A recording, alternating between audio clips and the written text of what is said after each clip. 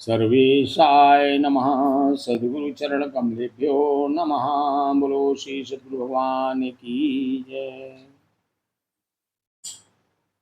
मोक्षार्थी के लिए आवश्यक है कि वह सद्गुरु की आज्ञा का पालन करे, पूर्ण समर्पण कर दे। क्योंकि कई बार ऐसा आता है कि जब तक हम अपना संसारी ज्ञान त्यागते नहीं हैं तब तक हम पूरी तरह शरण ले नहीं पाते हैं। एक शिष्य जब गुरु के समक्ष पहुंचता है तो उसके पहले उसके पास जितना भी ज्ञान होता है वह सब संसार का ज्ञान है, और संसार का ज्ञान संसार में बांधे रखने के लिए है, मुक्ति के लिए नहीं है। लेकिन जब कोई शिष्य अपने जीव के उद्धार के लिए सद्गुरु भगवान की शरण लेता है तो उसका उद्देश्य यही होता है कि वह अब इस जन्म मृत्यु के चक्र से मुक्त होकर अपने निज घर वापस जाए, मोक्ष को प्राप्त करे। तो उसके लिए आवश्यक है कि अब उसे मोक्ष के नियम और मोक्ष के व्यवहार को अपनाना होगा, ना कि संसार के छूटेंगे। संसार छूटता है, संसार को छोड़ने का नाम ही मुक्ति है, इन बंधनों को काटना ही मुक्ति है। तो क्या करना है, कैसे करना है, इस पर आज हम चर्चा करेंगे। बुध और बृहस्पति को, जैसा कि हमने आपसे वायदा किया था कि हम संत मत के ग्रंथों पर चर्चा करेंगे, और इस समय हम जिस वर्तमान ग्रंथ पर चर्चा कर रहे हैं वह ग्रंथ है शिक्षा विधान, जो हमारे दादा गुरु जी के द्वारा लगभग 125 साल पहले लिखा गया था, और जो निरंतर आज बहुत सारे सत्संगी भाई बहनों का मार्गदर्शन कर रहा है, उन्हें दिशा दिखा रहा है। तो आज हम उस पर आगे बढ़ाएंगे उस चर्चा को। 2 या 3 एपिसोड हम इस पर कर चुके हैं। तो वही बात जहाँ पिछली बार छोड़ा था वहीं से अब आप पिछले बृहस्पतिवार को जहाँ से छोड़ा था वहाँ से आज शुरू करते हैं।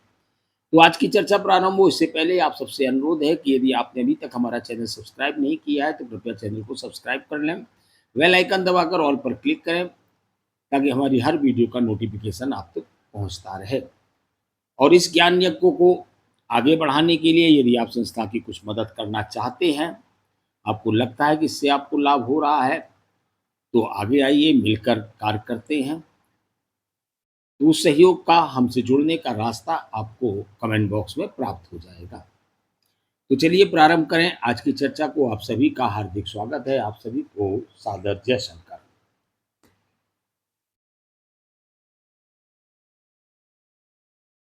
शिक्षा विधान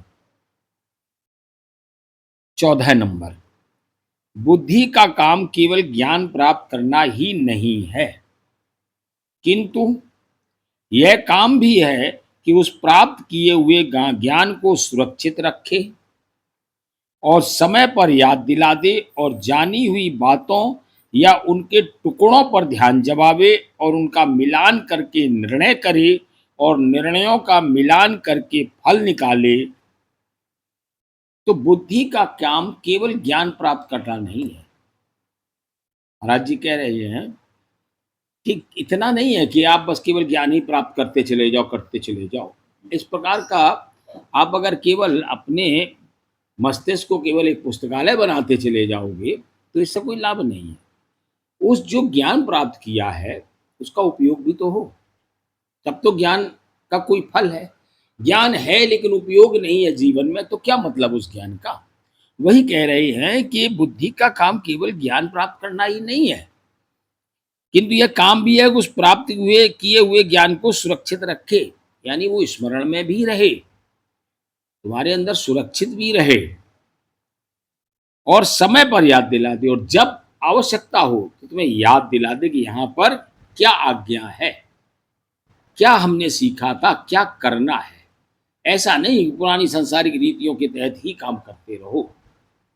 तब समझो कि हमने क्या सीखा था, वो जो ज्ञान है वो समय पर याद आ जाए तुम्हें, और उसके अनुरूप फिर काम करो, और जानी हुई बातों और या उनके टुकड़ों पर ध्यान जमावे, और जो कुछ भी तुमने जाना है उसका जहाँ जितना टुकड़ों पर का मतलब है, ज्ञान तो एक तुमने पूरी किताब पढ़ी, आवश्यकता किसी एक जगह की पड़ गई, तो वो तुम्हें वो टुकड़े पर तुम्हारा ध्यान चला जाए, उस ज्ञान को निकाल लो, अपने जीवन में प्रयोग करो, ताकि तुम्हारा कर्म सही बने।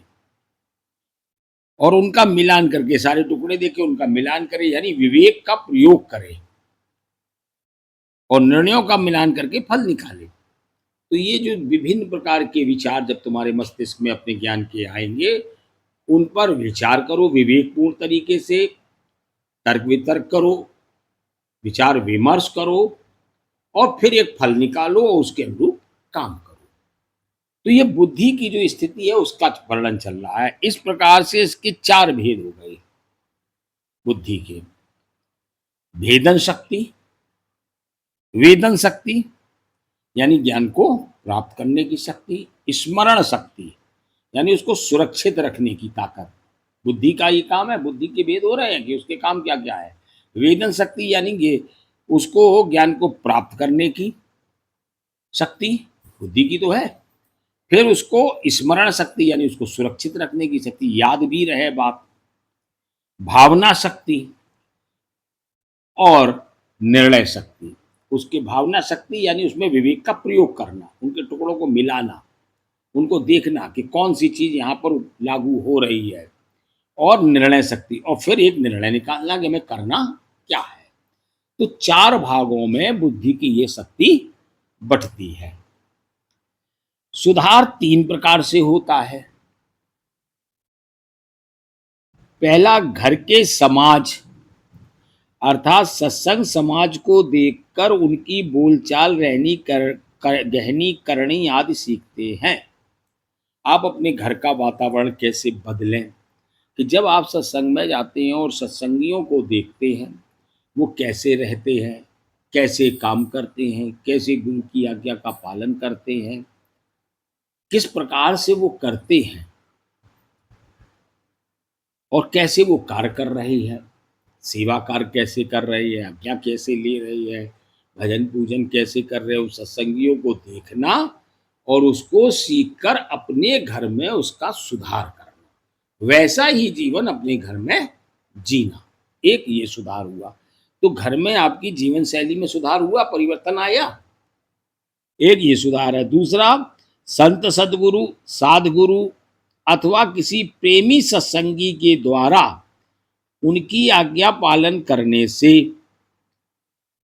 दूसरा सुधार कैसा होता। संत सदगुरु यदि हैं, देह में उपस्थित हैं, वक्त गुरु, उनका साध गुरु जो तुम्हें साधना कराएं गुरु, उनका अथवा और गुरु, ये अलग अलग श्रेणी है। गुरु और या किसी प्रेमी सत्संगी, या कोई बहुत प्रेमी सत्संगी है यानी गुरुमुख शिष्य है, इनके द्वारा उनकी आज्ञा पालन करने से, वो जो कहे ऐसा करो, कोई बड़ा प्रेमी सत्संगी है उसने कहा नहीं देखो ऐसा मत करो यहाँ सत्संग में, वो चप्पल बाहर उतार कर आया करो, तो उसकी आज्ञा पालन करो, उससे सीखो।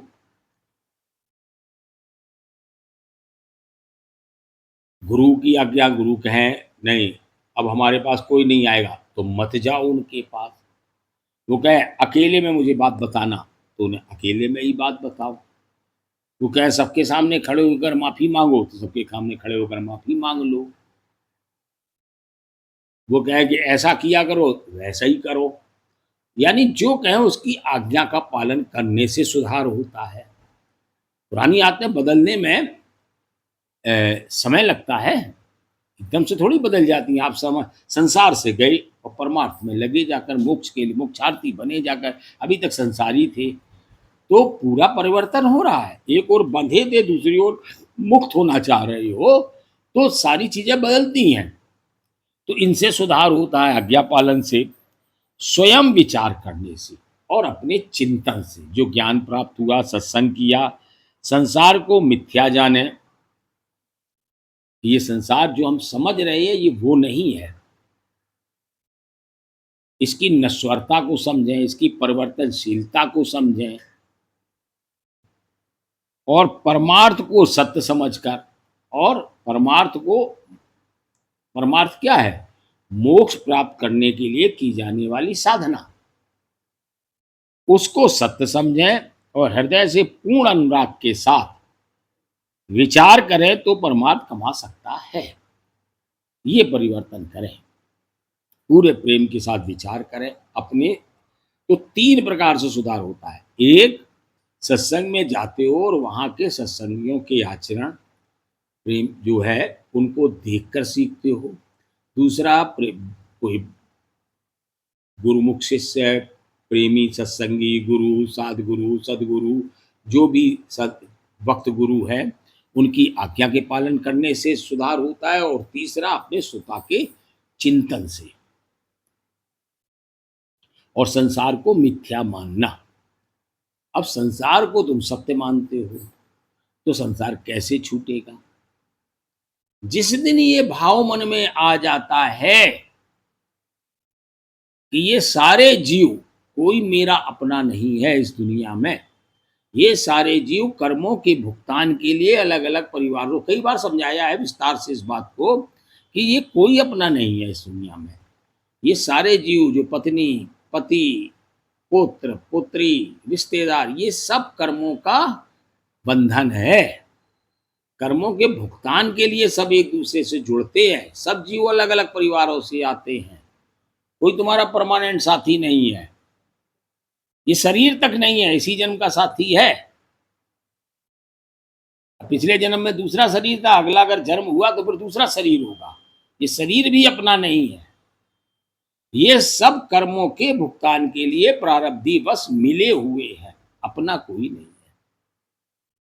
और संसार के सारे पदार्थ, और जब तुम्हारी दृष्टि ये देखने लगती है कि मैं तो आत्मा हूं जो अपरिवर्तनीय है, जो नित्य है, सत्य है, लेकिन इसके अलावा जो कुछ है वो सब नश्वर है, वो सब परिवर्तनशील है, सब कुछ हर क्षण बदल रहा है। मेरा शरीर तक बदल रहा है। बचपन में दूसरा था, किशोरावस्था में दूसरा, जवानी में दूसरा, अधेड़ अवस्था में दूसरा, वृद्धावस्था में ये भी बदल रहा है। ये भी परिवर्तनशील है और ये भी नश्वर है, एक दिन खत्म हो जाएगा ये शरीर। मैं फिर भी रहूंगा। और इसी तरह संसार के सारे पदार्थ हर क्षण परिवर्तनशील, परिवर्तित हो रहे। पेड़ों की पत्तियां बदल रही है, आज रात को कली है, सुबह फूल बन गई, शाम को मुरझा के गिर गई। हर चीज निरंतर परिवर्तित हो रही है। तो जो परिवर्तित हो रहा है वह सब नश्वर है, और जो नित्य है, अपरिवर्तनीय है, सत्य है, वही मेरा है। तो मैं आत्मा हूं और मालिक, मैं और मालिक दो ही अपरिवर्तनीय हैं। यही सत्य है और मिथ्या है। संसार को इस प्रकार से जब मिथ्या मानने लगते हो तब इससे मोह घटता है, मोह छूटता है। वरना तो इसी मोह में लगे हुए हो, मेरी पत्नी, मेरा बच्चा, मेरा घर, मेरा मकान, मेरा व्यापार, मेरा पैसा, मेरी दौलत, मेरा प्रभाव, मेरा नाम, इसी में तो फंसे हो। यही तो बंधन है। ये बंधन तब कटते हैं जब पता चलता है ये मेरा कुछ है ही नहीं, और ये सब परिवर्तनशील है, आता जाता रहता है, और ये सब नश्वर है, सब एक दिन नष्ट होता है। तब इससे मोह टूटता है। इस मोह के टूटने का नाम ही मुक्ति है, और मोह बंधन है। तो इस मोह को तोड़ दिया, यही मुक्ति है, यही सीखना है।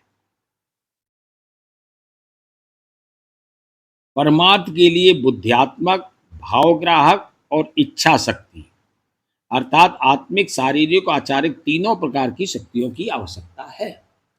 परमार्थ कमाने के लिए, मोक्ष प्राप्त करने के लिए ये तीनों प्रकार, बुद्धि की शक्ति, भावना की, भावग्राहक, भावना को भाव ग्रहण करने की शक्ति, और इच्छा शक्ति।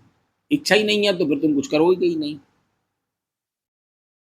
अर्थात आत्मिक शक्ति, शारीरिक शक्ति और आचरण की शक्ति, आचारिक, तीनों शक्तियों का पहले वर्णन आ चुका है। ये तीनों प्रकार की शक्तियों की आवश्यकता होती है। शिष्य अपने मन में निश्चय कर ले कि मेरा परमार्थ में आज ही जन्म हुआ है। अतः हम जो कुछ जानते हैं वह सब स्वप्न या पिछले जन्म की याद है। अब एक तरीका बताया है।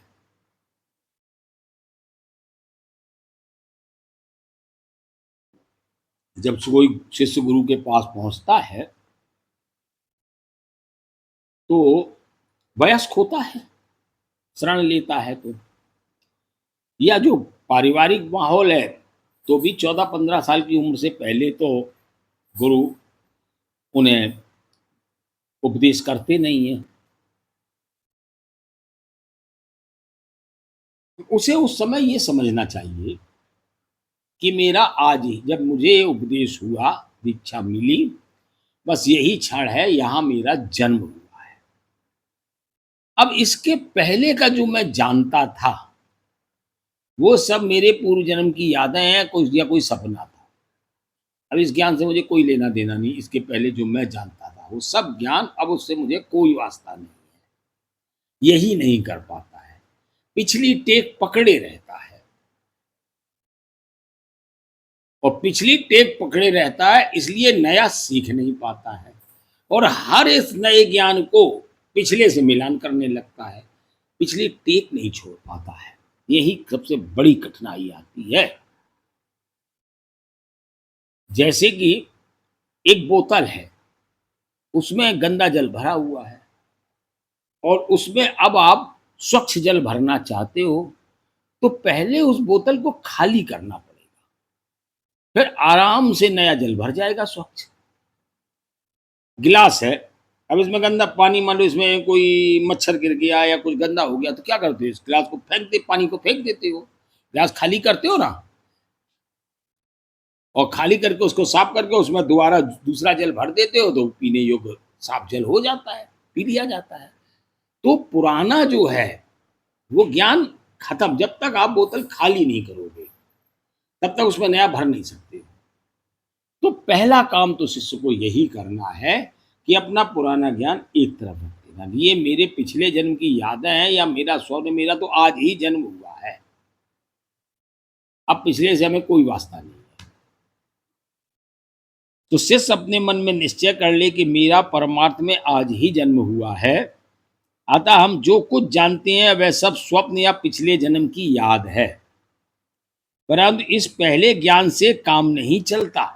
अगर काम चल ही रहा था तो फिर क्यों आए थे शरण लेने, नहीं चल रहा था तभी तो तुमने अनुभव किया कि नहीं अब इनकी शरण ले ले, क्योंकि पिछले से जितना भी किया उससे कुछ हुआ तो है नहीं अभी तक, जो अभी तक नहीं हुआ तो आगे भी कभी कुछ नहीं होगा। तो अगर इनसे रास्ता मिल रहा है तो इनकी ही शरण ले लो। अगर पीछे तुम्हें मिल गया था, कुछ काम ही चल रहा था, तो ये भाव ही मन में नहीं आता कि अब हम किसी और की शरण ले लें, क्योंकि वहां तो काम बन रहा था, फिर क्यों नहीं बदल बदल बदल कोई बदलेगा। तो पिछले से काम नहीं चल रहा था, तो इस पहले ज्ञान से काम नहीं चलता, इसलिए जो कुछ अब सुने व समझें उसको अच्छी तरह याद रखें व उसी के अनुसार बर्ताव करें। अब जो नया सुन रहे हैं उसे अच्छी तरह याद करें और उसी के अनुसार अपने जीवन को जिए, उसे अपने जीवन में उतारें और पिछले को त्याग दें।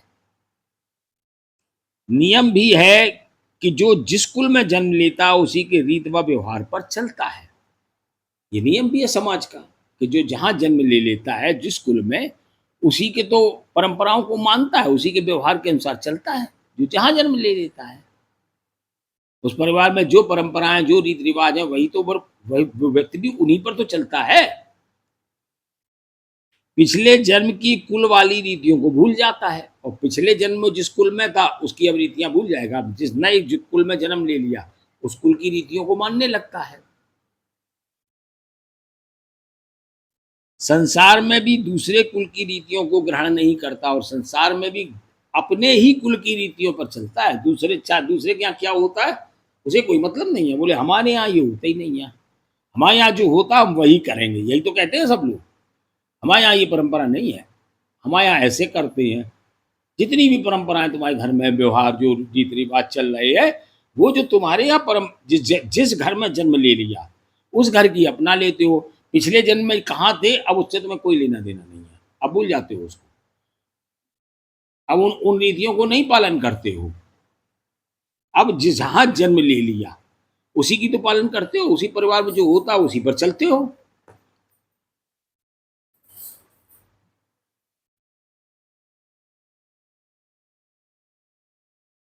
पिछले जन्म की कुल वाली रीतियों को भूल जाता है, संसार में भी दूसरे कुल की रीतियों को ग्रहण नहीं करता और अपने ही कुल की रीत को सत्य समझकर बिना संकोच के उस पर व्यवहार करता है।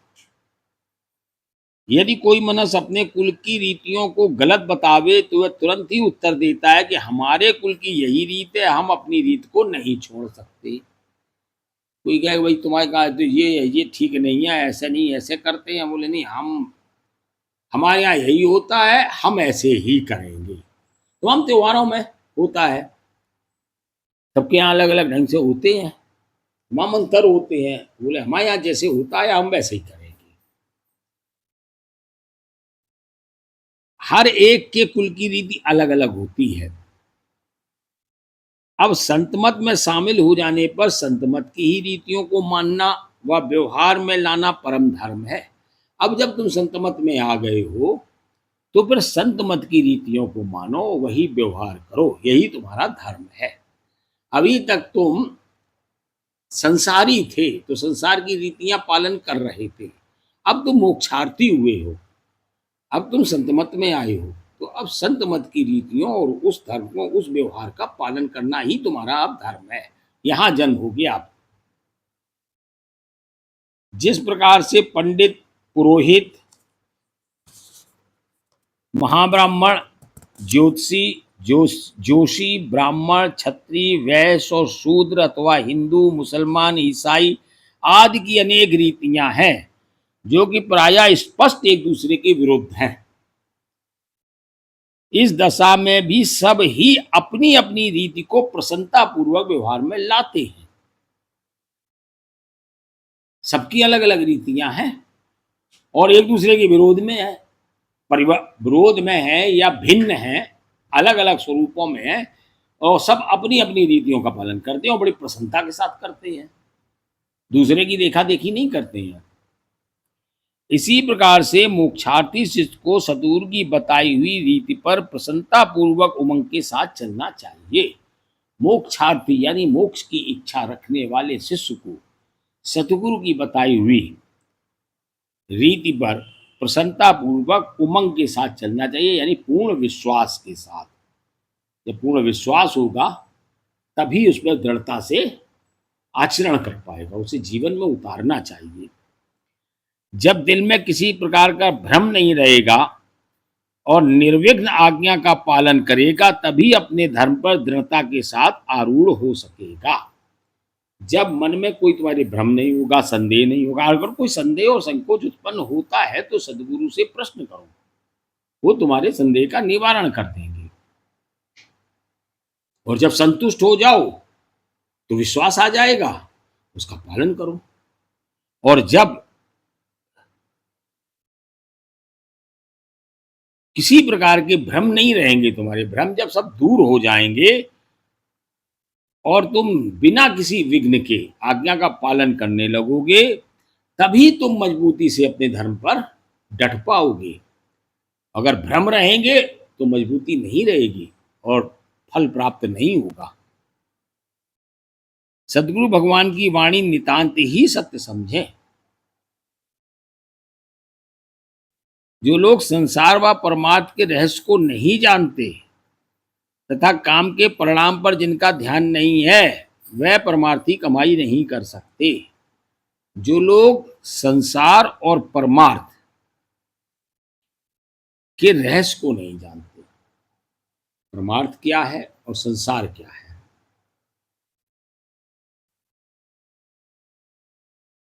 और संसार फंसना है, परमार्थ इसी संसार से मुक्त होना है। और जो हम काम कर रहे हैं उस वो काम का परिणाम क्या है, हमें बंधन में और फांस रहा है या हमें मुक्त कर रहा है, जो ये बात नहीं जानते हैं, बस वो काम किए जा रहे हैं, ये पता ही नहीं है हमें और बंधन में फंसाता चला जा रहा काम, उसका परिणाम जानते ही नहीं है, बस काम किए जा रहे, बोले हमारे ऐसा होता है, हम करते रहे, हम तो यही करेंगे, और वो तुम्हें और बंधन में फंसाता चला जा रहा है। लोभ बढ़ा रहा, मोह बढ़ा रहा, यही तो तुम्हें बंधन में फांस देते हैं। परिणाम नहीं जान सकते, जिनका इस पर कोई ध्यान ही नहीं है, वो लोग परमार्थी कमाई नहीं कर सकते। परमार्थी या मोक्षार्थी व्यक्ति को एक एक कर्म पर ध्यान रखना होता है कि श्रेय और प्रेय, जो कठोपनिषद में सीखा था, वो श्रेय और प्रेय, श्रेय का चयन करना होता है, प्रेय का त्याग करना होता है। जो चीज हमें संसार में बंधन पैदा कर रही है उसका त्याग करना होता है, और जो हमें संसार से मुक्त कर रही है, वैराग्य उत्पन्न कर रही है, हमारा मोह खत्म कर रही है, उसको अपनाना होता है परमार्थी को, मोक्षार्थी को। गुरु भगवान की वाणी पर उनको विश्वास नहीं आएगा, और जो लोग ऐसा नहीं जानते उन्हें गुरु की वाणी पर विश्वास नहीं आएगा। वह थोड़े भी कष्ट आ जाने पर परमात्मा के त्यागी हो जाते हैं। जब दृढ़ता नहीं है तो थोड़ा सा कष्ट आया, अब वो आई स्वार्थ से थे, यहाँ जाने लगेंगे तो हमारा संसार बढ़ने लगेगा, क्योंकि उन्होंने सत्य तो परमार्थ और संसार के रहस्य को तो जाना नहीं, और ना उन्हें सदगुरु की वाणी पर पूरा विश्वास है, भरोसा है, बस तो देखा देखी आ गई। भेड़ चाल है ना, बहुत सारी भेड़ें यहाँ भी आ जाती हैं, संत मत में भी आ जाती हैं, भीड़ देखी तो वो भी आने लगे। संत मत की बात करने वाले भी तमाम स्थान हैं इस देश में, लेकिन वहां संत मत का वो स्वरूप नहीं है, वहां भी भेड़ चाल चल रही है।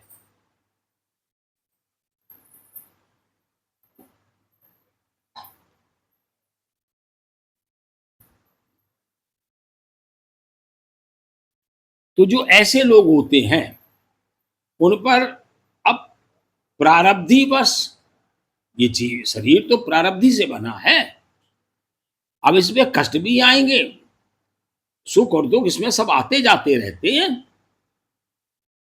तो अब जरा सा स्थितियां विपरीत हुई, कष्ट आ गया तो रोने लगे और छोड़ छाड़ के बैठ गए, हम कुछ नहीं करेंगे। नहीं करोगे तो एक हाथ आया अवसर तुम्हारे हाथ से निकल गया, जहां तुम जीव का उद्धार कर सकते थे वो अवसर से तुम चूक जाओगे, तो ऐसा मत करो। वो परमार्थ के त्यागी हो जाते हैं, छोड़ बैठते हैं, घर बैठ जाते हैं। जिनका संस्कार अच्छा है, भविष्य के फल की ओर जिनका ध्यान है, जो जानते हैं कि हम यहाँ क्यों आए थे, हमारा लक्ष्य है मुक्ति को प्राप्त करना, हमें अपना फल चाहिए, जिस कार्य के लिए हम साधना कर रहे हैं साधना का फल चाहिए, हमें मुक्त होना है, इस संसार से विरक्त होना है, फंसना नहीं है इसमें। वो जो जिनके संस्कार अच्छे हैं, जिन्हें मिले हुए हैं अच्छे संस्कार शुरू से ही, और जिनका उस पर ध्यान है, वह तो गुरु भगवान की प्रत्येक वाणी व क्रिया को सत्य और अपने लिए परम हितकर मानेंगे। वो लोग तो गुरु की वाणी को सत्य मानते हैं, उनके हर कार्य को अपने लिए अच्छा ही मानते हैं, कि जो वो कर रहे हैं वो हमारे अच्छे के लिए ही कर रहे हैं। किसी भी कष्ट व बाधा की वह परवाह नहीं करेंगे, उनके जीवन में वो जानते हैं ये सब प्रारब्धि के अधीन है, वो इसकी परवाह नहीं करते हैं, वो तो जीव के उद्धार के लिए लगे हैं। सुख दुख तो ये सब शरीर पर आते हैं, और शरीर प्रारब्धि के अधीन है। जीव का उद्धार करना है, जीव इससे अलग है। सदा ही गुरु सेवा में उमंग के साथ उपस्थित रहकर सर्व प्रकार के संशय व भ्रम का त्याग कर गुरु आज्ञा का पालन करेंगे। इनके संस्कार अच्छे हैं, वो लोग हर प्रकार के संशय और भ्रम को त्याग देते हैं, उन्हें कोई भ्रम नहीं होता, कोई संशय नहीं होता है। वो पूर्ण आस्था और विश्वास और श्रद्धा के साथ गुरु की सेवा में और उनकी आज्ञा पालन में लगे रहते हैं। वही सज्जन धर्मज्ञ बोले जाते हैं। ऐसे ही व्यक्ति धर्मज्ञ बोले जाते हैं, यानी धर्म के जानने वाले, अपने भाग की सराहना करते हैं, सब प्रकार की गुरु की सेवा करते हैं, और उनके दिल में किसी के प्रति या ईर्ष्या या द्वेष नहीं रहता है, यानी वो स्थित प्रज्ञ होते हैं, किसी के प्रति ईर्ष्या और द्वेष नहीं रखते हैं। जिस प्रकार से कोई रोगी डॉक्टर के पास गया और वहां देखा कि डॉक्टर किसी को दवा पिला रहा है, किसी को सुंघाता है, किसी के लगाता है दवा, इत्यादि अनेक प्रकार की चिकित्सा हो रही है। अब वह रोगी सोचता है कि मेरे सिर में ऐसा जहरीला फोड़ा है जो कई वर्षों तक रहेगा और मेरी जान लेगा, इसलिए इसका बंदोबस्त ठीक होना चाहिए। इतना सोचना था कि सबकी ओर से नेत्र व मन को खींच लिया। अब एक मरीज गया किसी डॉक्टर के पास, वहां देखा डॉक्टर किसी को दवा पिला रहे, किसी को सुंघाई दे रहे, किसी के लगा रहे, सबका अलग अलग तरीके से इलाज हो रहा। फिर उसके मन में ये आया कि मेरे सर में फोड़ा है और ये बना रहेगा, और अगर ये अंदर फूटा तो ये जहर फैलेगा, मैं मरूंगा। तो इसका तो ऐसा इलाज हो जाए कि मेरा जीवन बच जाए। तो अब उसका ध्यान कहाँ पर आ गया? अपने उपचार में। अब किसी के साथ क्या हो रहा, सब तरफ से मन खिंच गया, चाहे पिलाए, चाहे सुंघाए, चाहे लगाए, हमें उससे कोई लेना देना नहीं, किसके क्या हो रहा, हमें तो अपना ठीक कराना है। और किसी के साथ डॉक्टर क्या व्यवहार कर रहा है, इससे हमें कोई लेना देना नहीं। हमारा बूढ़ा डॉक्टर जैसा करना चाहे वैसा हमारा इलाज करे ताकि हम ठीक हो जाए। तो सब ओर से उसने नेत्र व मन को खींच लिया। अब वो किसी को नहीं देख रहा, ना किसी पे उसका ध्यान है। अब उसे किसी से मतलब नहीं रहा, केवल डॉक्टर ही उसे दिख रहा है। अब उसे केवल डॉक्टर दिख रहा है। डॉक्टर को अपने हृदय में बसा लिया तथा उसे अधिकार दे दिया कि वह जो चाहे सो करे। इस दशा में डॉक्टर के चीर फाड़ करने में भी प्रसन्नता होने लगी, जिनके परिणाम से वह सब प्रकार से निरोगी हो गया। अब उसने डॉक्टर पर भरोसा किया और अपना अधिकार, अपना समर्पण कर दिया। बोले चाहे कुछ करो। वो डॉक्टर बोले हम चीर डालेंगे, बोले चीर डालो। बोले चीरा लगेगा, ऑपरेशन होगा, बोले कर दो, जो आप चाहो सो करो। डॉक्टर ने कर दिया, सफाई कर दी, वो ठीक हो गया, वो निरोगी हो गया। ऐसे ही सदगुरु हैं। हर शिष्य के लिए अलग अलग उपचार होते हैं, सबके रोग अलग अलग होते हैं। जितने आते हैं तो सबके साथ अलग अलग व्यवहार होता है। तो जो सच्चा शिष्य है वो ये नहीं देखता कि इनके साथ ये कर रहे हैं, हमारे साथ ऐसा कर रहे हैं, तो ये भेदभाव क्यों कर रहे हैं। उसे कोई मतलब नहीं, उसे मालूम है कि हमारा रोग ठीक हो, हमारा रोग, हम जो भव रोग से फंसे हुए हैं, हमारा भव रोग दूर हो। हमारे साथ जो चाहें सो सदगुरु करें, हम अपने उन्हें पूरा अधिकार देते हैं। किसी को ना उसे देखना है, ना किसी पर उसका ध्यान है। जिसके जैसा रोग हो उसकी वैसी वो उपचार करें। हमें किसके साथ क्या करते हैं हमें कोई मतलब नहीं है। कुछ लोग बहुत गुरु को वाच करते हैं, उनके आचरण को वाच करते हैं, देखते हैं क्या कर रहे हैं। बोले उन्हें बहुत पास बिठाते हैं और हमसे कहते हैं दूर रहो, वे उनके बहुत खास हैं। ऐसी बातें करते हैं लोग सत्संग में। लेकिन जो सच्चा होता है वो इन सब पर ध्यान ही नहीं देता है। वो तो केवल अपनी देखता है कि हमारा भव रोग कैसे दूर होगा, हमारे लिए जो उचित है सो करें, जो उनकी आज्ञा होगी वो करेंगे। हमने तो अपने आप को समर्पित कर दिया। बस इसी प्रकार से सत्य मोक्षार्थी सदगुरु भगवान को जानता है। सत्य रूप में तन मन और धन उसी का समझता है। जीवात्मा भी प्रभु का अंश है। विचार करने से ज्ञात होगा कि मैं क्या हूँ, कौन हूँ, मेरा क्या है, अर्थात कुछ नहीं। अब जो यह प्रसन्नता व अहंकार हो रहा है कि हमने गुरु भगवान को तन मन धन दिया, सो यह नितांत ही मिथ्या अहंकार है। उपदेश के समय हम वचन देते हैं कि ये तन मन धन सब आपको अर्पित है, आपका है। अपना मानते ही नहीं है जीव कि अब मैं आपका हो गया तो सब आपका ही है।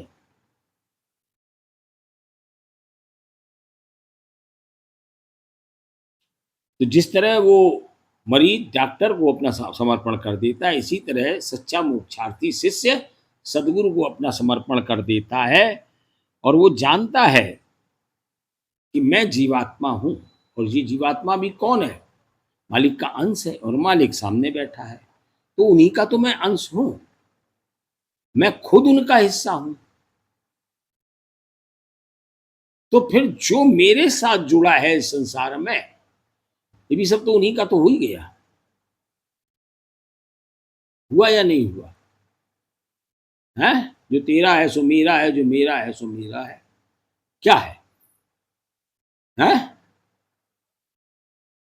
जब जीवात्मा स्वयं मालिक का अंश है, तो उस जीवात्मा के साथ जुड़े हुए संसार के पदार्थ किसके हो गए? जीवात्मा स्वयं ही मालिक का अंश है, तो मालिक ही के तो हो गए सब। जो कुछ है सब उसी का है। अब अगर तुम ये सोचते हो कि मैंने अपना तन मन धन अर्पित किया है, तो ये मिथ्या अहंकार है, तुम्हारा तो था ही नहीं। तुदीयम वस्तु गोविंदाय तुभ्यमेव समर्पयामि। ये मालिक सब तुम्हारा ही तो है, जो तुमने मुझे उपयोग करने के लिए दिया, मालिक तो तुम ही हो। मैं तुम्हें क्या अर्पण करूंगा? सब तुम्हारा ही है। ये भी मिथ्या अहंकार है कि मैंने सदगुरु को धन दिया, तन मन धन अर्पित किया, तो था ही नहीं तुम्हारा, तो तुम दोगे कहाँ? था ही उन्हीं का। उन्होंने ही तो तुम्हें इस जीवन यापन के लिए ये सब दिया हुआ है। ये सारी सृष्टि परमात्मा की, मालिक की है, किसी का कुछ नहीं है, न तुम्हारा न हमारा, सब मालिक का दिया हुआ है।